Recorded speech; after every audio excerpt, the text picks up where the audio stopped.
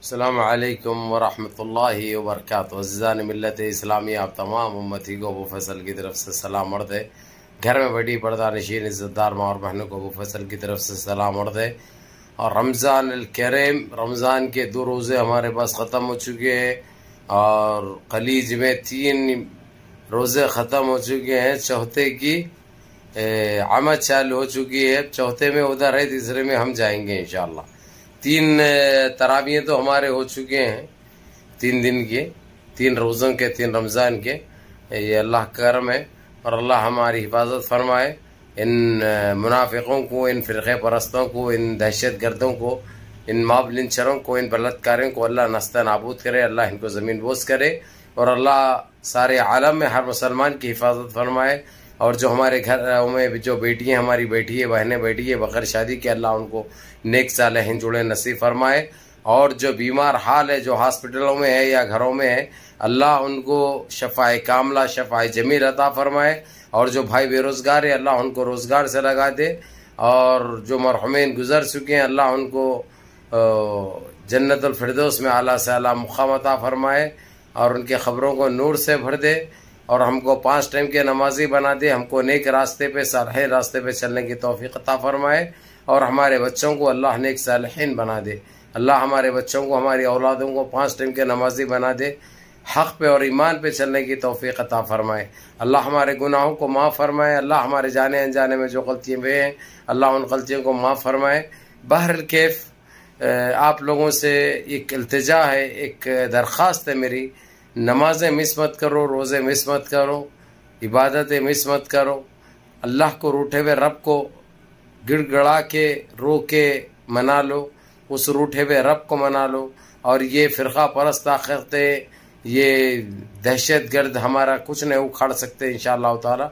और आप लोगों को एक खुशखबरी दे रहा हूँ, एक अच्छा भी देखी जाएगी उसको और बुरी भी होगी। बुरी उनके लिए होगी जो मॉब लिंचर है, जो देश के गद्दार है। पहले हमारे देश में बेरोज़गारी इतनी आम हो चुकी है, लोग महंगाई से, बेरोज़गारी से मर रहे हैं। और जो जीसीसी के बड़े कंपनियां हैं, अल-फला, अल-अबेस, ये लोग जो एक एक कंपनी में 700-700 आदमी काम करते थे, 500-500 आदमी काम करते थे कोई कंपनी में। और ये कर्नाटक में थे ऐसे 3 कंपनियां, बड़े कंपनियां, और 2 वेस्ट बंगाल में थे। ये बंद हो चुके हैं। यहाँ से बंद करके जीसीसी की जो कंपनी है, अल-फला वगैरह, ये लेके गए हैं, अल्लाह आपका भला करे, जॉर्डन में। और कुछ कंपनियां वेस्ट बंगाल की गए हैं इजिप्ट यानी मिस्र में। अब वहाँ पे रोज़गार मिलेगा लोगों को, हालात अच्छे होंगे। यहाँ से बंद करने की वजह ये बताए ये लोग, तुम्हारे देश के अंदर फ़िरक़े वाराना और जो मुसलमानों को जो तकलीफ़ें दी जा रही है, मुसलमानों को तंग नज़री से देखा जा रहा है, हिजाब को लेकर, नक़ाब को, बुरखे को लेकर, जिस तरीक़े से ये फ़िरक़ा परस्ती बढ़ चुकी है ये देश के अंदर, यहाँ पे हम नहीं कर सकते ये कारोबार, बिजनेस बंद करके हम सीधे सीधे इजिप्ट और अल्लाह भला करे आप लोगों का, मिस्र और उर्दन शिफ्ट कर रहे हैं। शिफ्ट कर रहे हैं क्या, कर दिए हैं ऑलरेडी। अब जो मिशनरीज वगैरह है वो खोल रहे हैं और ये बेरोजगार हो चुके हैं लोग यहाँ पे। यहाँ पे जब कंपनियों में काम दिया जा रहा था हिंदुस्तान के अंदर, चाहे कर्नाटक में हो या वेस्ट बंगाल में हो, ये नहीं देखा जाता था ये मुस्लिम है या गैर मुस्लिम है, ये कौन से मजहब से है, सबको मिल रहा था। और वहाँ पे तनख्वाहें 2.5 लाख तक, 2 लाख तक थी। अरे भाई हेल्पर को काम करने वाले को सीधे सीधे 1,10,000, 90,000, 1,10,000 तक तनख्वाहें थी। अब ये हराम के औलादों को ऊपरिये मारने दो, ऊपरिये सीखने दो, और जितनी गंदगी ये लोग करते हैं इनके साथ आ रही है। और अभी आप लोगों को ये भी बता दूं, मैं कुवैत में, बहरीन में, कतर में जिसके पासपोर्ट कर्नाटक के है और गैर मुस्लिम है, तो उसको सीधे पैक किया जा रहा, उसको सीधा मुल्क बदर किया जा रहा। ये चीज चालू हो चुकी है, स्टार्ट हो चुका है। आज 67 पासपोर्ट ऐसे थे जो कतर में वीजे नहीं लगे, उन लोगों के इकामे रिन्यूअल नहीं हुए और वो लोगों को 1 महीने का वो लगाकर मुल्क छोड़ने के अहकाम जारी हो गए। ये कह दिया गया ये सारे बहरीन के अंदर हो, कुवैत के अंदर हो, कतर के अंदर हो, ये चीजें होंगे। जहां पे कर्नाटक का पासपोर्ट नजर आ गया और गैर मुस्लिम रहा तो उसको फौरन उसके ऊपर एक्शन लिया जा रहा। ये मैं आप लोगों को ये वीडियो के साथ वो ट्वीट भी आप लोगों को बताऊंगा, ट्वीट भी रखूंगा मैं साथ में, ताकि आप लोग खुद पढ़ो और देखो किस तरीके से लोगों को बेरोजगार किया जा रहा। ये सिर्फ इनकी गंदी सोच, गंदी साजिशें, गंदी राजनीति, गंदी तौर तरीकों की वजह से देशवासियों को भुगतना पड़ रहा। अब इनके बाप का जाने का कुछ नहीं है, अब सिर्फ बेरोजगारी बढ़ेगी। पहले से बेरोजगार है हमारे पास, पहले से महंगाई है, ये और बढ़ जाएगी। ये सारे चीजें होंगे, ये इस चीजों की जिम्मेदार हुकूमत खुद होगी, ये इनका करनी इनके साथ आ रही है।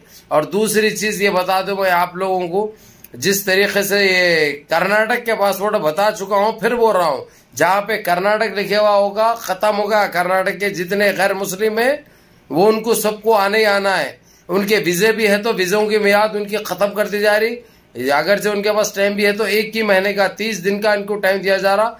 30 दिन के अंदर मुल्क खाली कर देने के अहकाम जारी हो चुके हैं।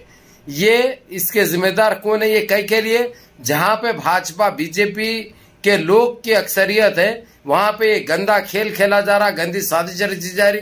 मिसाल के तौर पे आप लोग देख सकते हैं मध्य प्रदेश में, राजस्थान में जो कुछ उन लोगों के उसका जुलूस निकाला गया, वो जुलूस के रहते हुए ये लोग ऊपर से कोई लोग वो फेंके, पथराव फेंके, वहां पे नाम किसका? मुसलमानों का। जब छानबीन भी जब पकड़े गए कैमरों से, वो निकले हैं बीजेपी के लोग। यानी ये लोग जानते पूछते ये हरकतें कर रहे हैं ताकि ये मुसलमानों को बदनाम किया जाए, इस्लाम को बदनाम किया जाए, जबकि मुसलमानों को इन चीजों से कोई ताल्लुक नहीं है।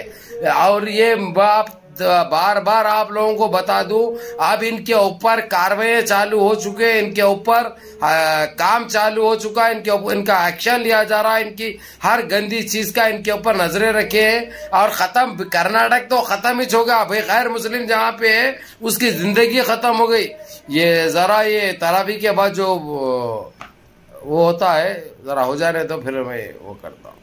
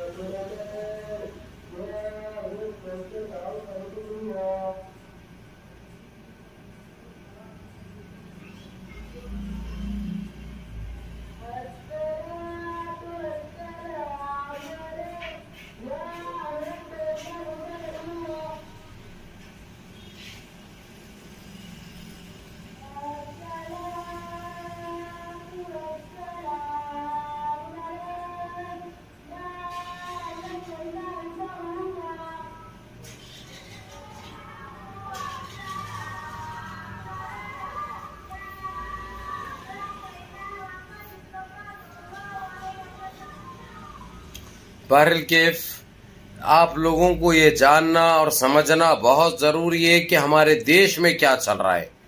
हमारे देश में किस तरह से मुसलमानों को बदनाम किया जाए, इस्लाम को बदनाम किया जाए, इस्लाम को गाली दी जाए, मुसलमानों को गाली दी जाए, इनके दिमागों में ये चल रहा है।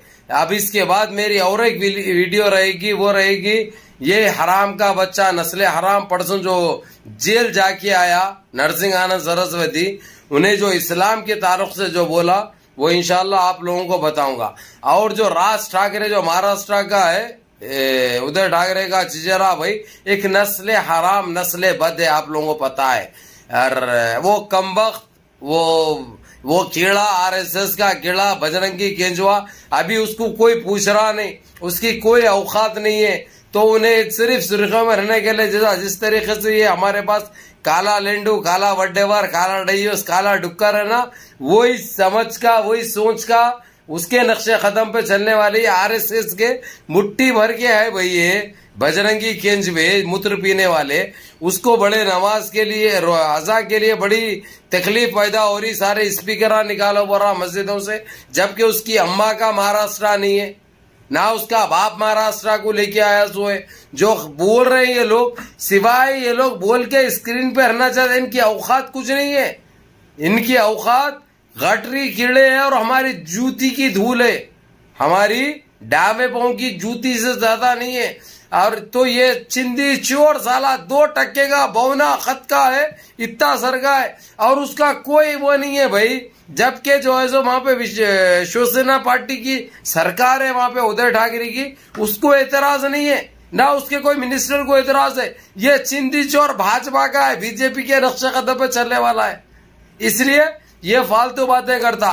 तो अरे सुन रहे चिंदी चोर, घंटे मारना बंद करो भले, उससे बड़ी तकलीफ होती लोगों को। जब ये 24 घंटे में से 5 मिनट नहीं समझ सकते, जबकि ये आजा ये पाक चीज से तुम्हारे जैसे शैतानों का सफाया होता है, तुम्हारी जैसी शैतानियत खत्म होती है, तुम जैसे शैताने भागते हैं, समझा रे चिंदी चोर साले। वो अड्डा मड्डा जो खेलते वो बंद करो, उससे हमारे को बहुत वो है। घंटों जो चलता रहता, सुबह 4 बजे 4:30 बजे रात से, कभी हम जब बोले अरे तुम्हारी कोई औकात नहीं है रे, खाली बोलना वाहियाई बातें कर रहा है देश में और कुछ भी नहीं है, खत्म हो रहा। अब इसलिए हर जगह से अब यहां से जीसीसी सारे कंपनियां बंद कर रही, जीसीसी सारे कंपनियां बंद करके जॉर्डन इजिप्ट मिस्र यानी वहां पे लेके जा रहे, समझे ना। पहले बेरोजगारी है यहाँ पे और बढ़ती जाएगी, उसके बाद उपलियां मारते बैठो ले लेके मालूम होता तुम्हारी जनपद का अंडा, तुम्हारी साले कुछ नहीं क्या नहीं, बस भाई बातें करते रहे तो सुनते समझ रहे।